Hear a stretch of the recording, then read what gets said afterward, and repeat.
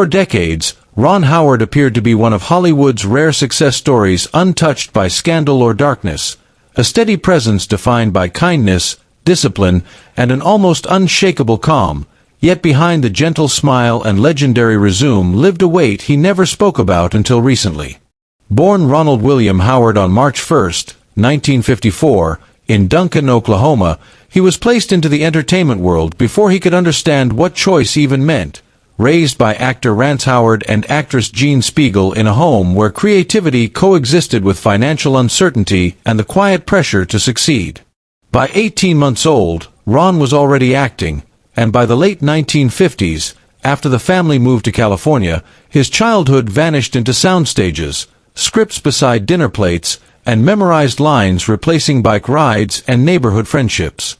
He would later describe those years as a golden cage, safe but isolating, and that isolation intensified when the Andy Griffith Show premiered in 1960 and 6-year-old Ron became Opie Taylor, America's shared symbol of innocence. While millions adored him, Ron studied between takes in cramped rooms at Desilu, listening to other children play outside, guided fiercely by his father to act honestly rather than cutely, advice that shaped his artistry but could not shield him from the emotional cost of belonging to everyone and fully to no one. Those pressures followed him into adolescence and adulthood, hidden beneath success, whether it was the terror he felt at age 8 during The Music Man, quietly whispering to Shirley Jones that he couldn't dance, or the suffocating frustration of playing Richie Cunningham on Happy Days while the real world changed and he felt frozen in perpetual youth. By his early 20s, Ron realized acting no longer gave him control, so he escaped behind the camera, directing Grand Theft Auto with his father on a shoestring budget and discovering, for the first time, creative authority. That control fueled a remarkable rise: Night Shift, Splash, Cocoon, Parenthood, Apollo 13, but it also fed a perfectionism that nearly destroyed him. During Apollo 13, he worked relentless 18-hour days, pushed realism to extremes, collapsed from burnout, and quietly crossed a line he wouldn't fully understand for years. Yet the regrets that haunt him most were not professional. In 1991, while directing Far and Away in Ireland, Ron left his wife Cheryl to raise their children alone for 6 months, returning home to daughters who barely recognized him, a moment he later admitted broke something inside him.